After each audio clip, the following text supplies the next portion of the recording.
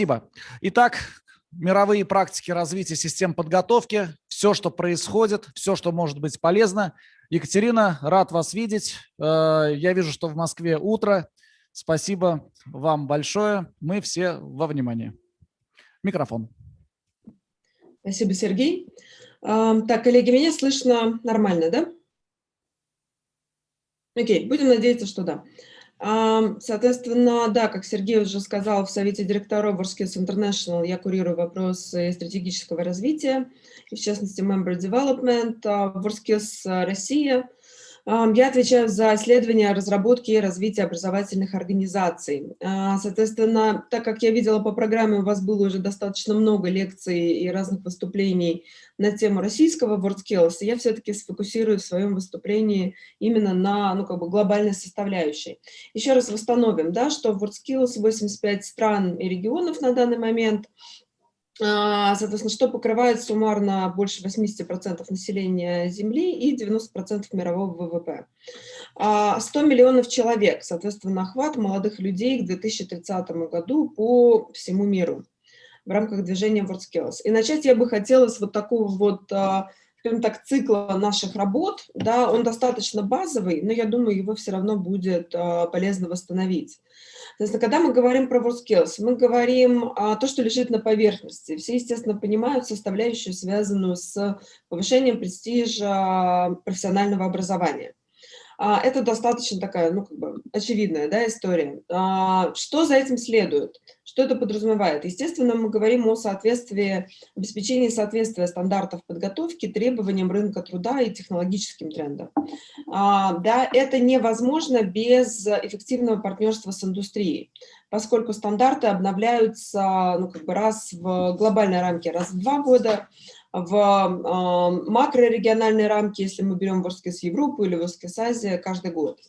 Что в свою очередь вызывает улучшение образовательных результатов, поскольку речь идет о том, что от базового уровня мы стремимся, да, к некоторому skills excellence, к некоторому совершенству и очень высокому владению профессионализмом. И далее мы говорим о содействии трансформации национальных систем подготовки, повышении конкурентоспособности, и дальше все это идет по кругу. Что еще важно понимать из верхней рамки, что мы, когда говорим про WorldSkills, мы говорим про разные уровни воздействия, разные месседжи, разные типы инструментов для разного типа стейкхолдеров. Если мы говорим про уровень студентов, то в первую очередь это, собственно, скажем так, дать ребятам те навыки, которые будут востребованы работодателем. И в конечном итоге понятно, что цель – это увеличение уровня их дохода. То есть если они изначально владеют навыками, которые востребованы на международном уровне, да, или, как правило, как минимум на хорошем национальном уровне, то это по определению больший доход, чем если они такими навыками не владеют. Если мы говорим про уровень образовательных организаций, то в первую очередь мы говорим про содействие внедрению стандартов в образовательный процесс, о том, что мы можем использовать инфраструктурные листы в качестве обновления НТБ, также повышение престижа данного конкретного образовательного учреждения и спрос на выпускников на рынке труда. Но об этом, я уверена, мои коллеги в течение данной сессии с вами уже говорили. Если мы говорим про уровень индустрии работодателей, мы в прошлом году провели большое исследование среди 600 компаний о том, как именно на них воздействует и влияет движение WorldSkills, то в первую очередь речь идет, что отмечали компании. Компании отмечали повышение различных показателей эффективности среди сотрудников, что у них сокращается время и деньги на переобучение, повышается их эффективность, через шаг повышаются экономические показатели предприятия. Также это априори хороший бенчмарк и стандарт, если есть несколько филиалов, да, если есть ДЗО, и управляющие могут сравнить уровень подготовки специалистов и через шаг качество продукта в разных филиалах. И также для компаний, если вы также с ними будете работать, я думаю, безусловно, в рамках своего кампуса, это инструмент влияния на содержание и методики подготовки. Компании всегда это не нужно недооценивать, потому что для компании это всегда очень, очень ценно. Но если мы говорим про национальные стейкхолдеры, да, то это бенчмарк на национальном уровне. Тоже, я думаю, мы с вами уже обсуждали вопросы демонстрационного экзамена. Это лучшие практики, это развитие также связей между образованием и индустрией. Я здесь так немножко провокационно написала versus, ну, то бишь против академическое лобби, да, то есть мы понимаем, что на национальном уровне мы идем таким единым фронтом, тех представителей образования, которые ориентированы на опережающую практическую подготовку, и, соответственно, предприятий, индустрии, которые транслируют реальное требование к кадрам, дают под это оборудование и так далее. И опять-таки опосредованно, ну, на самом деле не очень опосредованно, дальше про это скажу, улучшение экономических показателей. И в международной рамке мы говорим о том, что WorldSkills International является членом Global Education Coalition. Да, это такая глобальная сеть глобальных институтов развития, направленных на цели устойчивого развития ООН. Это международный бенчмарк, соответственно, профобразования. И сейчас мы с коллегами из УЭСР прорабатываем в том числе механизм, по которому WorldSkills будет являться соответствующей, ну, как бы рамкой, бенчмарком для сопоставления качества профессионального образования в разных странах мира. Этот проект пока в зачаточном состоянии, потому что по понятным причинам это гораздо сложнее, да, чем, например, PISA для школы или рейтинги университетов. Но этот проект уже так или иначе в международной рамке запущен, и я думаю, в течение, условно, лет 5-7 будет так или иначе реализован. И сокращение, безусловно, квалификационного разрыва, то, что мы называем skills gap, да, или skills mismatch, который в масштабах мировой экономики обходится, ну, примерно в 5 миллиардов долларов или в 6% от глобального ВВП. Вот это вот несоответствие требований работодателей и, собственно, качества и готовности образовательной системы. Вот так сильно Skills Gap влияет на мировую экономику, и, конечно, такие механизмы, как WorldSkills, помогают его закрывать.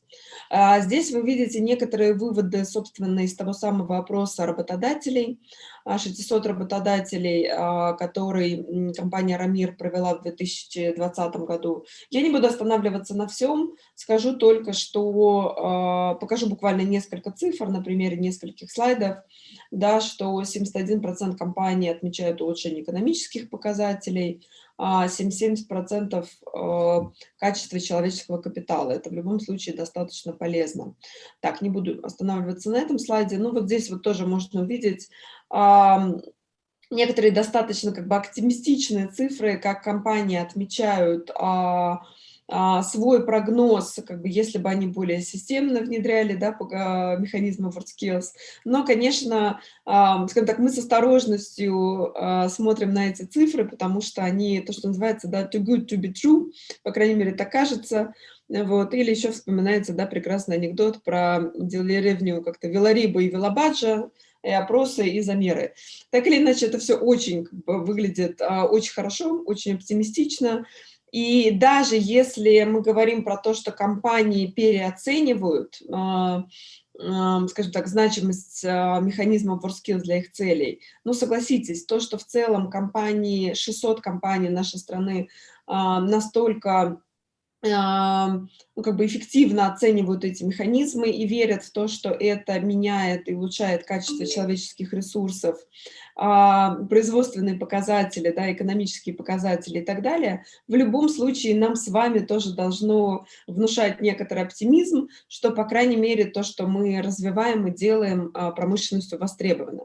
Итак, если двигаться к инструментам, собственно, если мы говорим через рамку глобального WorldSkills, то, как я уже сказала, каждый год проходят чемпионаты либо евроуровня, да, в этом году, если пандемия немножечко отступит, это будет чемпионат в Граце, в Австрии, в следующем году это чемпионат мира в Шанхае, в 2023 году чемпионат снова вернется в Россию, чемпионат Евроскиллс пройдет в Санкт-Петербурге, в 2024 году в Лионе и так далее, и так далее. То есть WorldSkills достаточно длинный лаг планирования. И через это мы можем быть уверены, что стандарты обновляются, требования к инфраструктурным листам обновляются. Да, это происходит в глобальной рамке под чемпионаты. Вот. Но так или иначе, это, в общем, для наших с вами целей не суть важно. Важно, что они обновляются регулярно и соответствуют последним мировым требованиям. Также есть инфраструктура так называемых Capacity Building Centers.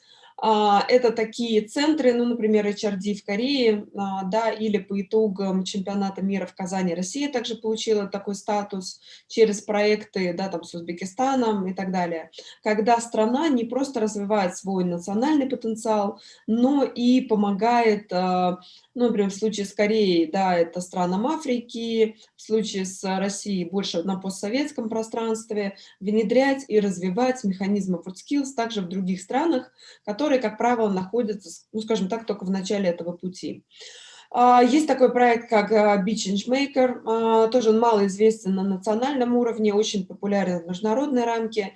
Это проект, когда разрабатываются молодыми ребятами, которые, как правило, являются уже аламни, да, то есть выпускниками WorldSkills, уже завершившими чемпионатный цикл, где они учатся применять свои, ну, то, что называется hard skills, да, свои навыки профессиональные по цели задачи социального предпринимательства. Вот, будь то проекты, связанные, там, опять-таки, с чистой водой в Африке, да, или там с какими-то еще темами. Есть также различные группы рабочие в рамках WorldSkills, к которым, я думаю, там, при желании вы даже могли бы подключиться, да, будь то там онлайн или гибридные форматы соревнований, онлайн-решения в оценке и так далее, и так далее. Это такие международные группы, где коллеги из разных стран, соответственно, обсуждают разные механизмы и подходы к решению тех или иных задач, пользуясь вот этой вот сеткой, да, понимаю, что WorldSkills — это в первую очередь сеть единомышленников, сеть очень профессиональных экспертов, как бы этой экспертизой можно пользоваться. И я отдельно выделила WorldSkills в Африке, это действительно отдельное направление движения, сейчас уже больше 15 африканских стран, когда мы понимаем, что, ну, в общем, как бы не все, да, не все находятся в равном положении, и те же самые проекты capacity building центров помогают это вот как бы немножко уравнивать. Я это говорю к чему, что всегда есть те, у кого можно поучиться, с одной стороны, да, с другой стороны, всегда есть те в рамках глобальной сети WorldSkills, когда можно свои навыки, свои практики, если у вас будут какие-то передовые переработки, передать. И это, конечно, очень тоже вдохновляет. Здесь перечислены глобальные индустриальные партнеры WorldSkills, которые поддерживают развитие всего этого обновления стандартов и так далее на международном уровне. На российском уровне также есть множество компаний. Но я не буду на этом останавливаться, наверняка опять-таки с вами это уже обсуждали. Окей, расскажу пару слов. Расскажу пару слов про проект, который мы с Павлом Лукшей, командой Global Education Futures и партнерами из WorldSkills International провели в прошлом году. Это был такой исследовательский форсайт-проект про 7 индустрий, 6 основных индустрий WorldSkills, и мы добавили еще сельское хозяйство и экологию, когда все наши замечательные эксперты оказались как бы заперты по домам, да, и то, что называется life give you lemons, you make a lemonade, да, нам дали лимоны, делаем лимонад, или как-то яйца уже разбиты, давайте сделаем яичницу. В общем, пандемия, все сидят по домам, при любых других обстоятельствах их нужно было бы там год собирать вместе, согласовывать графики у этих прекрасных 300 плюс 500 экспертов, но в рамках пандемии все оказались перед своими зумами, и мы собрали как бы 14 ну, секторальных, ну, суммарно все правильно, 21 форсайт-сессию, обсудили в начале, куда идет мир, куда идут сектора, что происходит с технологиями по данным как бы, секторам, да, потом обсудили, что это значит с точки зрения скиллов и требований к подготовке кадров. Я не буду подробно останавливаться на деталях по QR-коду, да, или потом организаторам продублирую ссылки. Есть полноценно опубликованы на русском языке результаты исследования, там больше 200 страниц. Прошу прощения, но мы постарались это сделать максимально как бы визуально, наглядно, ярко. И есть видеопрезентации на русском языке, на английском языке, которые, в общем, основные все выводы, результаты доклада рассказывают. В качестве примера, да, что могу привести. Например, в рамках данного исследования представлены по всем секторам вот такие вот условные карты будущего. Я прекрасно понимаю, что это сейчас не читается, поэтому можно будет зайти, открыть, где, в общем, и по технологиям, и по навыкам как бы процессы представлены с точки зрения того, что происходит в направлении технологических и цифровых трансформаций, с точки зрения запроса на когнитивные фундаментальные навыки, как бы с точки зрения социально-экономических и культурных процессов, и с точки зрения задач, связанных с зеленой экономикой, sustainable development и всем таким. И как на все это повлиял конкретно ковид, технологические тренды, общие, секторальные и так далее. Тоже не буду останавливаться, просто проиллюстрирую, да, как это выглядело. Через, как бы сопоставляем ключевые факторы, ключевые навыки. С точки зрения глобальных трендов, там очень интересно, что эксперты оценивали это на таком бегунке, потому что все понимают, что многие процессы происходят параллельно, да, то есть одновременно происходила глобализация, продолжалась, и одновременно происходила локализация, да, такая островизация, как, ну, наверное, наверняка вы слышали, да, в лекции, например, Дмитрия Николаевича Пескова или того же Павла Лукши, да, когда так странно окукливались. И на самом деле эти процессы, они такие были сонаправленные, глобальные тренды, они происходили одновременно, в общем, эти бегунки бегали, и в зависимости от сектора тоже воздействие того или иного фактора, в частности, на подготовку, то, что важно для нас с вами, можно посмотреть. Соответственно, там обозначено у нас, как сдвигаются в целом как бы разные подходы, но тоже не буду в деталях останавливаться. Понятно, что как бы чисто хай-течный, промышленный, скажем так, сдвиг, да, вот этот вот, он идет на спад, регенеративная экономика, экологическое мышление, ну вот это все sustainable development подход, он неизбежно растет. И, соответственно, в том числе мы разбили это все на такие фундаментальные когнитивные навыки, такие как адаптивность, критическое и творческое мышление, мультидисциплинарность, умение учиться и развиваться, и все, что с этим связано. Коллеги, сразу хочу подчеркнуть, я понимаю, что как бы это не совсем фокус вашего суперкампуса, но мне кажется, очень важно эти контексты понимать, потому что с точки зрения постановки технических, да, например, и цифровых навыков, вот здесь они голубым блоком обозначены, я уверена, что у вас все будет просто прекрасно, что вы дадите студентам и всем, кто у вас будет обучаться, отличный уровень цифровых навыков, там, навыков кибербезопасности, да, там, владение всеми возможными технологиями, но про социоэкономические, культурные, про как бы зеленые навыки. Это действительно сейчас очень большой тренд, и это гораздо больше, чем просто, ну, скажем так, хайп, да, потому что в силу как бы того, что как прошли выборы в США, например, да, что сейчас политика того же самого Байдена будет сильно смещаться в сторону зеленой повестки. В Европе приняты законы, которые кардинальным образом ужесточают все, что связано с применением самых разных как бы, технологий с точки зрения устойчивого развития. Это неизбежно в горизонте 3-5 лет очень сильно повлияет в том числе на то качество навыков, которые у ребят должны быть. Поэтому этот контекст все равно важно понимать.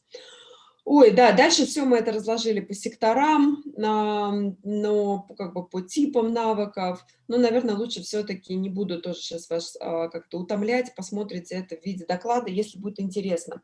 Скажу про выводы для себя, какие мы сделали. Но, в частности, в этом году мы запускаем новый проект под названием Future Skills Team Challenge, потому что, когда ты понимаешь, как сильно вот эти все, как сильно меняется запрос на навыки, и что современный скиллсет человека, на самом деле, это требование, ну, как бы это требование к целой команде. И что умение работать в команде, умение коллаборироваться, кооперироваться, решать задачи совместно, умение удерживать вот эту эко-компоненту, умение дополнительно к своим hard skills иметь также предпринимательское мышление, то есть думать с точки зрения не просто вот то, что я могу сделать, да, а какой итоговый результат, на какой конечный итоговый результат мы можем сработать, кто вообще это купит, да, востребовано ли это рынком. Вот. И в WorkSkills, как вы все знаете, наверное, есть примеры таких компетенций, да, тот же Manufacturing Team Challenge, но сейчас мы как бы сильно будем эту линейку расширять и соберем несколько таких вот командных, коллаборативных форматов с предпринимательской компонентой, с оценкой soft skills, посмотрим, что в этом году из этого эксперимента у нас получится. Соответственно, этот год пилотный, собираем, пилотируем, демонстрируем на межвузе, обкатываем на архипелаге. Соответственно, если все пойдет хорошо, масштабируем в следующем и выводим на чемпионат Евроскилс в 2023 году. Это выглядит достаточно как бы так смело, да, и выходит за пределы классических, опять-таки, пониманий компетенций WorkSkills в понимании большинства. Но что мы видим? Что этот тренд на самом деле, опять-таки, глобальный. Я сейчас покажу пару слайдов, прошу прощения, что они на английском, да, просто они изначально были от наших глобальных партнеров в PDF. Например, компания Studico в этом году запускает в рамках года инноваций WorkSkills International такой тоже челлендж по, короче, работе с мусором, да, если по-простому, чтобы как бы, с роботами, с мусором, да, с дистантным управлением всей этой истории. Компания Festa у нас запускает Mechatronics Team Challenge, также челлендж в области индустрии 4.0, да, в области как бы водных технологий. Сейчас еще раз, детали не важны. Важен глобальный тренд, что компании как бы всеми силами начинают транслировать запрос на команды, да, это очень важно, на команды, которые не просто каждый сам по себе, член команды, обладает какими-то важными навыками. Какими, соответственно, смотри исследования со слайдов ранее, да, там, цифровыми, технологическими, там, и так далее. Но и ребята должны иметь возможность, скажем так, этими компетенциями вложиться в общий продукт. Если же мы говорим через вашу призму, через призму программ подготовки, если они должны уметь это делать на предприятии, значит, они должны, ну, в общем, наверное, какие-то похожие форматы, в том числе использовать и быть к ними привычными и в рамках подготовки, да, и в таких командах и учиться, и работать. Хочется еще несколько примеров привести, что сейчас вообще по миру происходит в контексте skills development. Я думаю, это тоже для ваших проектов будет интересно и полезно. Ну, первое, что мы видим, например, пример Британии.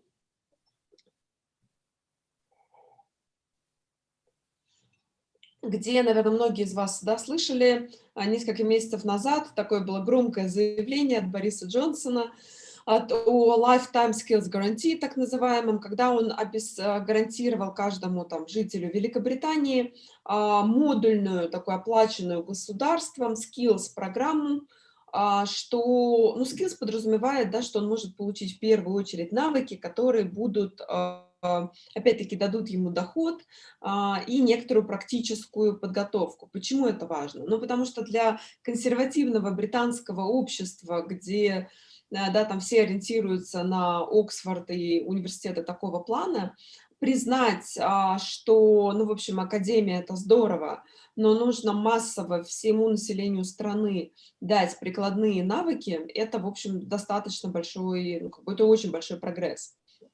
Соответственно, что это значит в контексте WorkSkills Великобритании? WorkSkills Великобритании через их как бы WorkSkills UK Skills of Excellence будет отвечать, в частности, за переподготовку 5000 преподавателей в рамках данной программы.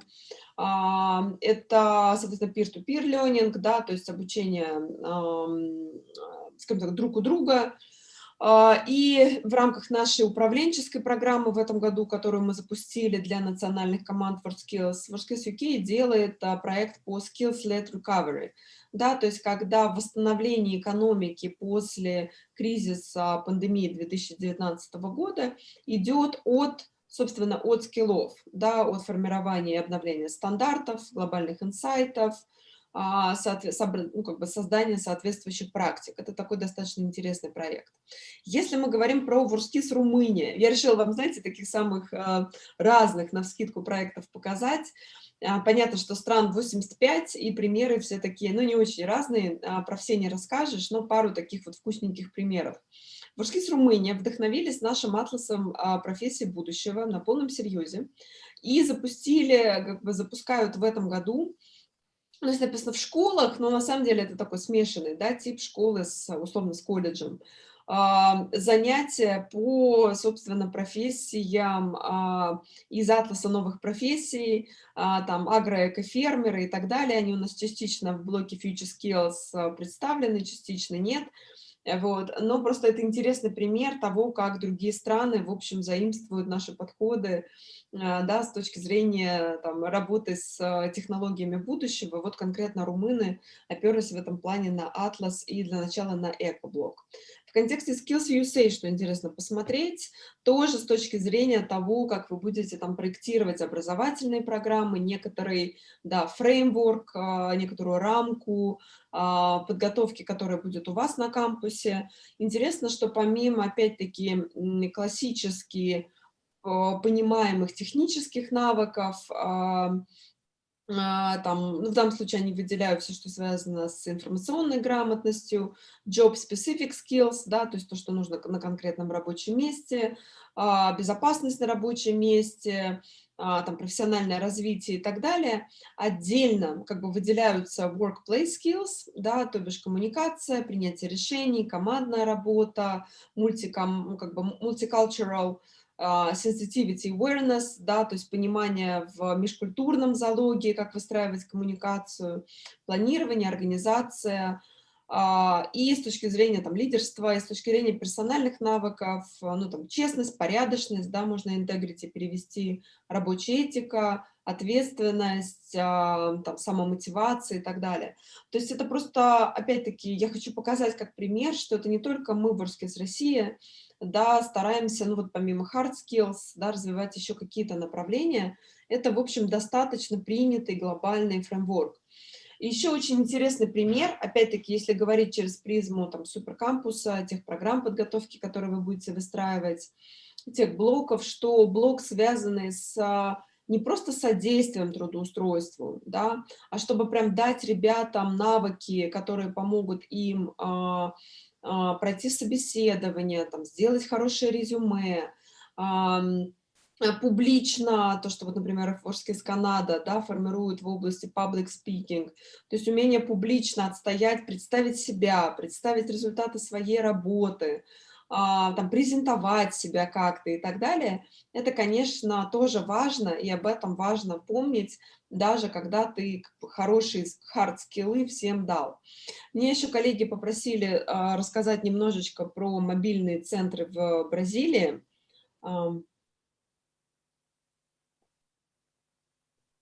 Не знаю, насколько это будет релевантно для вашей специфики, может быть, скорее вызовет какую-то такую... может быть, будет, да, собственно, расскажу. Собственно, это такие как бы большегрузы или плавательные суда. Сейчас я покажу вам картинку, и я уверена, что у многих присутствующих это вызовет ностальгию с форсайт-флотом, в том числе форсайт-пароходом, который ходил по прекрасной реке Лени, да, в Якутии в один из годов. Соответственно, это такие вот прицепы, грузовики, автобусы или корабли, которые приезжают в удаленные местности и позволяют прямо на месте обеспечить мобильную, качественную подготовку, ну, экспресс-подготовку, конечно, по соответствующим профессиям в относительно удаленных, да, областях. Вот так достаточно вкусненько все это выглядит. Да, и вот такой вот корабль Самуаму, который как бы плавает по Амазонке и мне понравилось выражение, мы его тоже так буквально перевели, да, доставляет профессиональное образование в прибрежные поселения. Это, в общем, тоже выглядит достаточно очаровательно. Он обеспечен лабораториями, классными комнатами. В нем до 3000 человек может, да, обучаться. В общем, не знаю, как у вас, у меня это, правда, вызвало как-то ностальгию по форсайт-флоту, но только вот через призму такой мобильной доставки профессионального образования в Бразилии. Очень симпатично. Так, пару слов расскажу еще про Финляндию. В России тоже принято так достаточно с уважением относиться обычно к финским моделям. Что мне нравится у финнов, это то, что они мыслят достаточно стратегично, у них есть внятный план до 2030 года, и тоже вот на этой картинке, да, красивой, можно видеть, что помимо, собственно, skills competitions, то бишь соревнований в основе, этому предшествует работа с, собственно, skills training, работа на рабочем, подготовка на рабочем месте, подготовка по ВЭТ, ну, как бы, работа с университетами и так далее, и так далее. Мне здесь еще очень нравится ценность, как они сформулированы, да, values. Мы меняем себя, чтобы действовать открыто, честно, мудро, skillfully, да, как сказать, навыково, оснащенно навыками, и чтобы как бы праздновать, to celebrate our achievements. И очень важно как бы, ну, радоваться и праздновать наши достижения.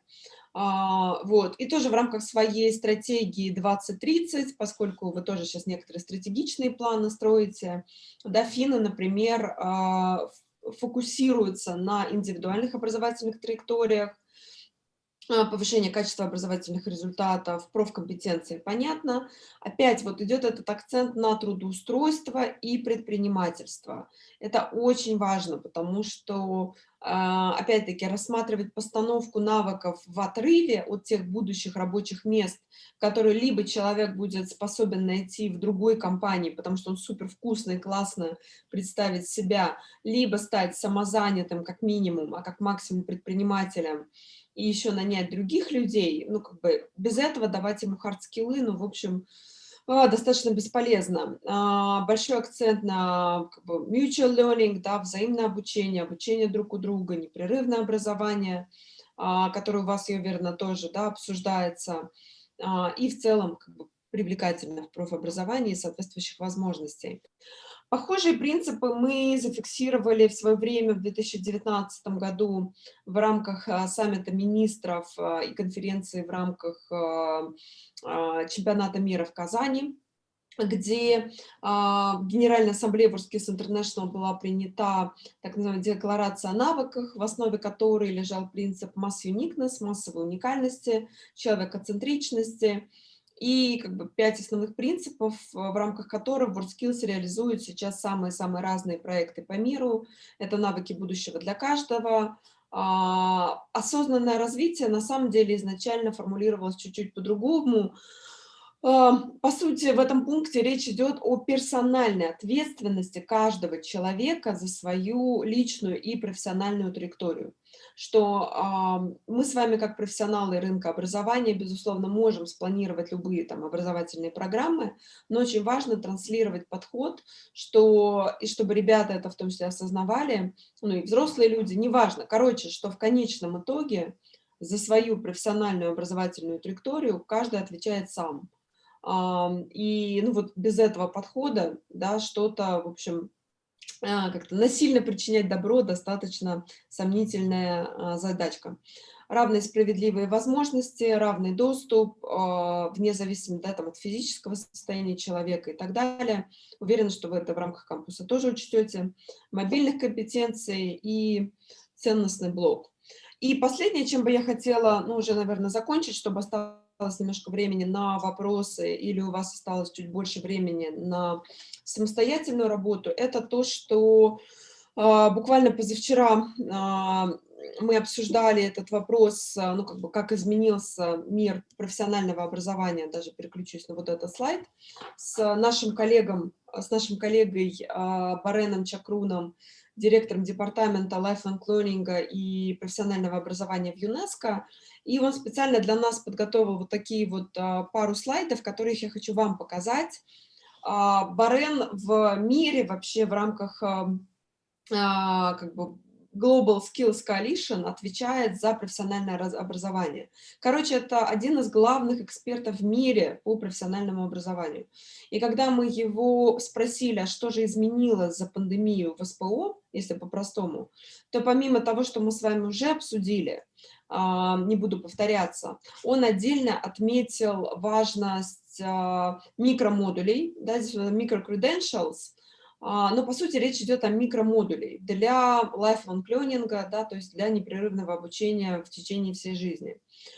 Что это очень важно, вовлекать самых разных стейкхолдеров, в том числе как бы из частного сектора, для того, чтобы эти микромодули, в общем, отвечали требованиям рынка труда. Дальше он сделал отсылку к, собственно, Казанской декларации, к подходу массовой уникальности, стараться...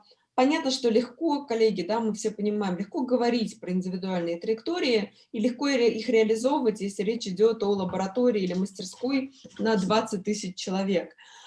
Если же мы говорим про большие группы студентов, обучающихся, то всерьез строить индивидуально образовательные траектории достаточно сложно.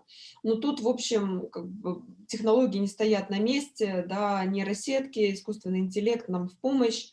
И, в общем, так или иначе, проектируя кампус, я думаю, вы все равно вот об этой массовой уникальности и как обеспечить индивидуальные траектории, а не как бы конвейерный подход 20 века, тоже будете обсуждать. Конечно, как международный чиновник он говорит про цифровую безопасность, про все, что, как бы, все digital learners records, да, то есть все записи цифровые, чтобы они, хранились, они качественно анализировались с точки зрения биг-даты, но также их как бы хорошо защищались. Вот. И все это подкреплялось, конечно, цифровыми сертификатами, новым поколением соответствующих, ну, как бы, соответствующих подтверждений квалификации. Ну, вы знаете все, что у нас есть такой инструмент Skills Passport, и, в общем, он тоже не стоит на месте, и в его цифровой версии плюс-минус он, в общем, работает на ту же самую логику. И еще раз, прям совсем завершая, да, говорим рамочно про важность доступа, инклюзии, открытости, прозрачности. Ну, в общем, про все это мы уже с вами сегодня говорили. Все, коллеги, я надеюсь, я вас не дико перегрузила. Мне было бы важно вам просто показать и международную рамку, и примеры разных стран, и некоторый глобальный контекст, и исследовательский контекст. Но еще раз надеюсь, что не перегрузила. Если что, рада ответить на вопросы и предоставить ссылки на все материалы, о которых сегодня говорила. Спасибо вам большое. Екатерина, спасибо огромное. Давайте поблагодарим нашего спикера. Огромное спасибо, что вот как раз именно сегодня вы нам поставили вот эту международную рамку. И я хочу с гордостью отметить, Екатерина, что ни одна Англия и ни одна Румыния думает над теми же самыми вопросами, но в том числе в работе тех 6 групп, которые у нас сейчас присутствуют на мероприятии, очень четко прослеживались некоторые тенденции, вот про все то, что вы говорили, про тренды 2020-х годов, то, что будет в этом десятилетии, и про те вызовы, которые стоят перед мировым сообществом. Так что за мировую рамку вам еще раз большое спасибо. Так, уважаемые коллеги, 3 вопроса из зала на понимание, если они возникли по итогам лекции Екатерины Вашкаревой. 1, 2, 3. Продано. Давайте еще раз поблагодарим Екатерину. Екатерина, от меня отдельное спасибо. Сейчас видно, наверное, только мою спину, но вы всегда знаете, что моя благодарность безгранична. Спасибо большое, вам хорошего рабочего дня, а мы перемещаемся в проектную работу. И вечером, если у вас есть будет возможность и желание, подключайтесь к нам послушать. Спасибо большое, Екатерина. До свидания. Спасибо, Сергей, спасибо, коллеги. Да, до свидания. Так, уважаемые коллеги, еще раз по дисциплине. Это крайне важно. В 16:25 эта дверь будет закрыта. Здесь будет стоять либо сотрудник протокола главы республики, либо кто-то из сотрудников ЦОП, но сюда зайти будет нельзя. Поэтому в 16:20 ждем сюда тех, кто приглашен по спискам. Списки, как я понимаю, уже есть, потому что мы сюда все не вместимся. Служба протокола прислала списки, кого сюда приглашают. Безусловно, от группы это обязательно спикер, обязательно сборщик, обязательно еще один участник. Вот. Всех остальных мой коллега Алексей Яцина будет ждать на 2-м этаже, туда будет вестись Zoom-трансляция. Для тех, кто будет находиться здесь, обязательное требование протокола, потому что будет и пресса, и телевидение, и, в принципе, здравый смысл. Маски надо носить вот так вот. Обратите внимание на это. Я и сам небольшой любитель, но протокол есть протокол. Спасибо большое. Я надеюсь, что вы записали. Здесь просто такие крутейшие были вбросы для всех 6 групп. Для вас там все прям прописано. И эффекты, и компетенции, и куда смотреть. Для первой группы вообще, по-моему, модельный доклад здесь сейчас разобрали. Все, спасибо большое. В 16:20 мы встречаемся здесь. Большое вам спасибо.